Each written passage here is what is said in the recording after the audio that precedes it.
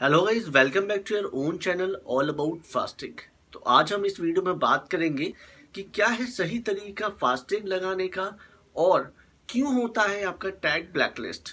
तो बहुत सारे कस्टमर के इशू आ रहे थे, उसी को देखते हुए हमने सोचा कि एक नई वीडियो बनाई जाए जिसके ऊपर बताया जाए कि बार बार आपका टैग ब्लैकलिस्ट क्यों होता है। अगर बार बार टैग ब्लैकलिस्ट होता है तो उसमें आप क्या कर सकते हैं।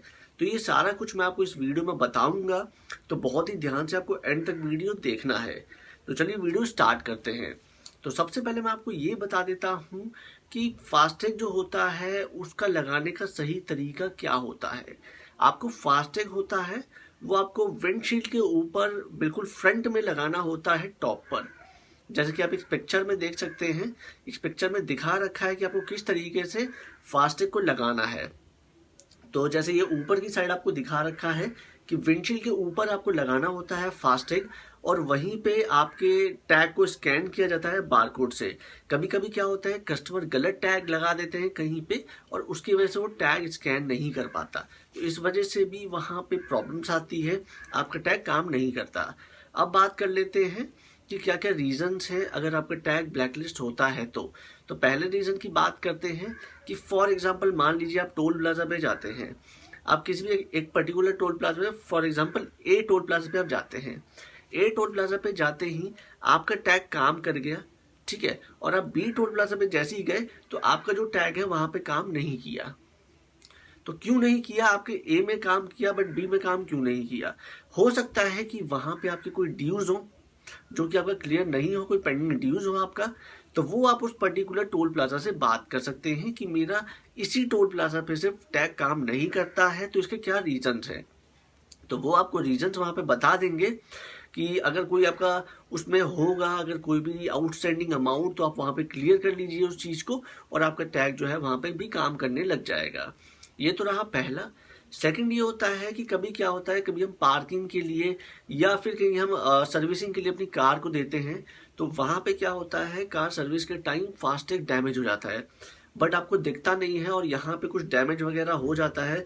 जो इसका जो बारकोड होता है, ये चीज बारकोड, ये स्कैन बहुत जरूरी होता है। अगर ये डैमेज हल्का सा भी हो जाता है तो टैग रीड नहीं करेगा वहां पे, बट हमें पता नहीं चलता है कि ये डैमेज हो चुका है और वहां पे वो स्कैन नहीं करता है। आप बहुत सारे टोल प्लाजा पे ट्राई करते हैं बट किसी पे भी नहीं चलता है।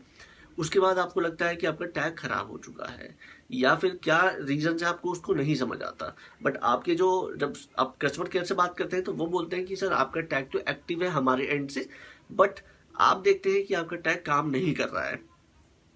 तो इसमें आपको क्या करना होगा, आप एक रिप्लेसमेंट के लिए इसमें प्लेस कर सकते हैं क्वेरी, जिसमें आप या तो कस्टमर केयर से रिप्लेस करवा सकते हैं या फिर डायरेक्टली आप कर सकते हैं रिप्लेस।